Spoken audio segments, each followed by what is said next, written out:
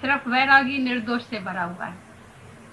खाली वैराग से देखो, किसको छोड़ो नहीं बाहर से, खाली देखो तो ये आज है कल होएगा नहीं। अंदर से आसक्ति निकाल दियो, भले बैठा होवे तुम्हारे घर में, पति है, बेटा है, धन है, ये स्त्री है, बैठी रहे, तुम बाहर से नहीं त्याग करो उसका, लेकिन अंदर में उसका दोष देखो कि ये स्त्री नहीं है, ये भगवान है। तुमको जो मजा आता है, रस आता है, ये स्त्री से नहीं आता है। स्त्री तो एक बेजान है, उसमें जान भी डालने वाला कोई नहीं है। जान है आत्मा। मुर्दा पड़ा है, तुम प्यार करके देखो, किसको प्यार करता है, किसके लिए पीछे जाता है, कौन सा सुख तुमको प्यारा लगता है? ये सुख भी दुख है, 2 मिनट का सुख, फिर दुख शुरू हो गया, फिर अतृपति, अशांति, बेकरारी, जो इंद्रियों को खींच होती है, बलात्कार से तुमको घसीट के जाती है। सुख तो लिया, जब वो नहीं होएगी, नई विषय पदार्थ सामने होएगा, तुमको दुख भी इतना देखना पड़ेगा। ये सब रोते क्यों है मरने के टाइम? सुख, अपने सुख को रोते हैं। मेरे को ये सुख देता था, मेरे को ये सुख देता था। सुख ही याद करते हैं ना, या उस आदमी को याद करते हैं, मेरे को प्यार करके गया, मेरे को सुख दे के गया, मेरे को ऐसा करके गया, तो तुमको और भी पिंगला बना के गया। सुख तो दे के गया, अंधा बना के गया। उसी विषय विकार में तुम अभी तक अंधे हैं, उसी सुख को याद करते हैं, परमात्मा के सुख को थोड़ी याद करते हैं। कभी ऐसा बोलते हैं कृष्ण भगवान क्यों चला गया, होता था तो हमको ज्ञान देता था। कृष्ण भगवान को इतना याद करती है जितना मर्द और बेटे को याद करती है।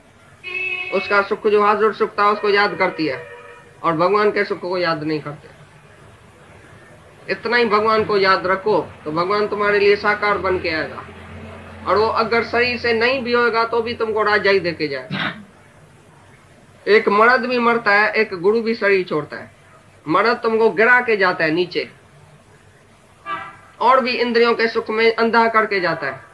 तुम रोते रहना सारी उम्र, जिंदगी में हरदम रोता ही रहूंगा, ऐसा कसम उठाना, सारी उम्र रोते ही रहेंगे। लेकिन गुरु जब शरीर छोड़ता है तो हमको राजा बना के जाता है, अपने जैसा शेर शिवम बना के जाता है। तो जैसे जाता ही नहीं है, राजाई दे के जाता है, तुम्हारी राजाई खींच के जाता है मर्द।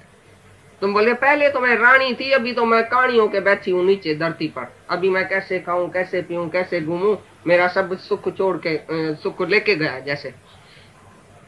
और जब गुरु जाता है, शरीर छोड़ के जाता है, अंतर्ज्ञान होता है, तो तुमको राजा बना के जाता है, और भी राजाई दे के जाता है, और शक्ति दे के जाता है। तो ये सच्चा पति यही है, भगवान।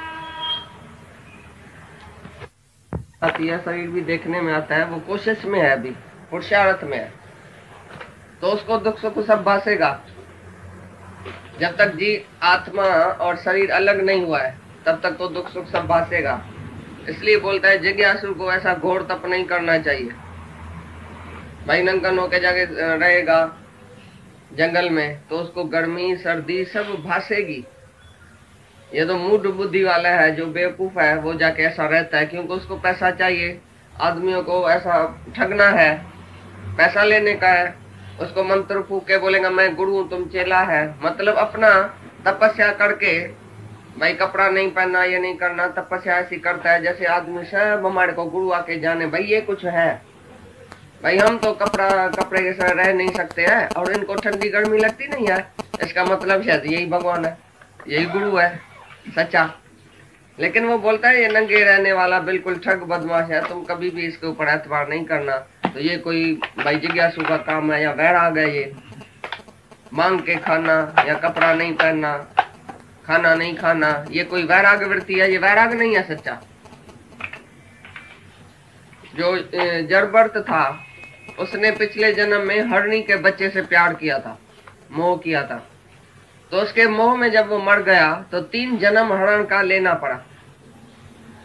फिर 3 जन्म के बाद जरबर्त होके आके इस मनुष्यदेह में जब आया है तो उसको गर्भ में सब याद पड़ा कि मैंने 3 जन्म हरण के बच्चे, हरण का जन्म लिया, क्योंकि हरण से मैंने मोह किया था। तो ये याद करके जब ये गर्भ से बाहर निकला तो छोटेपन में ही इसको वो स्मृति थी पिछले जन्मों की, इसलिए वो हमेशा न्यारा न्यारा रहता था संसार से। अकेला रहना, किसी व्यवहार में नहीं पड़ना, किसी से बात नहीं करना, और खाने में, कपड़े में, उसमें विषय विकार में उसका मन ही नहीं था, क्योंकि वो डरता था कि मैं फिर न किस में फंस जाऊं। इसी ख्याल से ही वो ऐसा वैराग में रहता था। तो तुम उसके ऊपर रिस करके और बोलता है जैसे जड़ बरत रहा, भाई भाई यही तो सच्चा वैराग है। वो डर के मारे ऐसा रहता था, ये सच्चा वैराग नहीं है। वैराग जो पहले कल बताया था आसक्ति का त्यागी वैराग है, वो सच्चा वैराग है।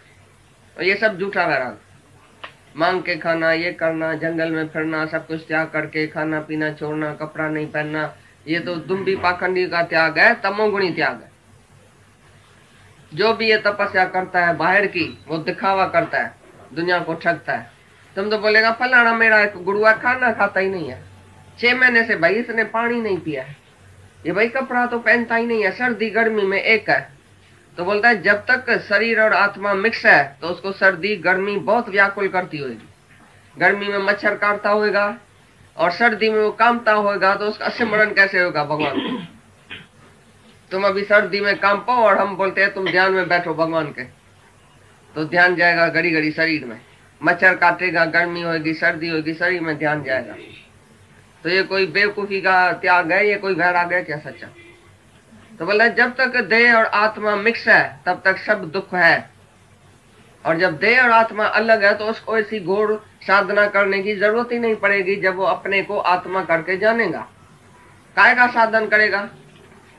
आत्मा साधन रहता है। ये जो बाहर का साधन है वो आत्मा को जानने के लिए, ये बाहर के साधन करने की कोई जरूरत नहीं, बाहर से कुछ भी त्याग करने की जरूरत नहीं है। केवल अपने को जानो कि मैं आत्मा हूं। उसी जानने के लिए तुमको कपड़ा और खाना और पीना और ये और जंगल में जाने का जरूरत ही नहीं है।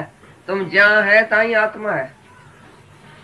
किधर जाएगा, क्या ग्रहण करेगा, क्या त्याग करेगा? आत्मा को जानने के लिए कुछ भी ग्रहण और त्याग है ही नहीं। कौन सा साधन है? इधर तुम आए बोलते हैं भाई मेरे को फायदा हुआ है, अभी मेरा भी विकार कम हुआ है, ख्याल कम हुआ है, चिंता कम हुई है, क्रोध नहीं आता है, ऐसा नहीं होता है। समझो कुछ भी फायदा तुमको पड़ा, तुमने कौन सा साधन किया बताओ? से विकारों से छूट गए और तुमको पता है हम कभी भी तुम्हारे घर में आ सकता है आधी रात को भी, तो तुम पाप कर्म में जाएगा ही नहीं, लोकारित में जाएगा ही नहीं, किसके साथ बन के बैठेगा ही नहीं। तुमको पता है कभी भी आ सकते हैं, कभी क्या हर वक्त हाँ। हाँ, तो इसी से भी एक नगर में औरत रहती थी। सतगुरते भय उपजे, गुरु जब मिलता है तो भय उपज जाता है अंदर में। सतगुरते भय उपजे, भय का पता माना तुमको भय होएगा कि इधर से भी देखता है उधर से भी देखता है, मैं क्या बोलता हूँ, कैसे जाता हूँ, किधर जाता हूँ, ये हमारा लक्ष्य है, ये हमारा एम है। हम ज्ञानियों के सत्संगियों के क्या करता हूँ? राजा का बेटा रास्ते में धक्का खाता है, आदमी इसको बोलेगा अरे तुम किसका बेटा है, करता क्या है? अभी तुम एक बारी सत्संग में आया, तुमको सारी दुनिया देखेगी, भाई ये सत्संग में रोज जाता है, करता क्या है? धक्का तो रास्ते में खाता है। कल तो हमने उसको कुत्ते पर देखा, कल तो हमने सिनेमा में देखा। कोई हमारी सत्संग यानी सिनेमा में जाती है ना, डर डर के जाके कुर्सी पर बैठती है, तो इधर से न कोई आवे, इधर से न कोई आवे, अरे रास्ते में तो किसने नहीं देखा, ये सिनेमा में जा रही थी। तो ये सत्य भय उपजे, गुरु आता है तो भय तुम्हारे अंदर पैदा करता है कि तुमको जन्म मरण के चक्कर का भय है कि नहीं? नहीं तो पहले नहीं है। आदमी घूमता है, फिरता है, खाता है, पीता है बेपरवाह होके। जब गुरु हमारे ऊपर होता है तो हमको गुरु का भय होता है। गुरु आके समझाता है कि तुमने ये सारी जीवन जो बर्बाद कर दिया, अभी आगे चल के तुमको नर्क का भय देता है, नर्क में जाना पड़ेगा तुमको, 84 लाख जूनियों में जाना पड़ेगा, अरे तुम्हारे लिए तो मौत है सामने। ऐसा भय दे के भी तुम्हारे से पाप कर्म छुड़ाता है। जो बद कर्म है वो तुम तभी छोड़ेगा जब गुरु को सामने देखेगा। भाई कभी भी आ सकता है, इस रूप में भी आया, इस रूप में भी आया। एक आदमी ने खाली सत्संग के बीच में बोला मैं आज से सिगरेट नहीं पीऊंगा, तो सत्संगी लोग तो सबने देखा और सुना। पीछे रास्ते में उसको दिल होती थी सिगरेट पीने की, तो कोई ना कोई सत्संग आके उधर से गुजरती थी, अरे बोला इसके सामने तो मैंने बोला है मैं सिगरेट नहीं पीऊंगा, अब ये जाके गुरु को सुनाएगी, फिर सत्संग में मारपीट पड़ेगी।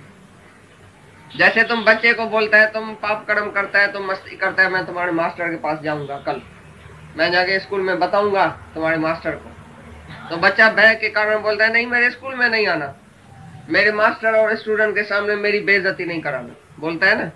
ये मन भी ऐसा डरता है भाई, सत्संग के बीच में ना हमको कोई मारपीट मिले तो हम सुधर के चले।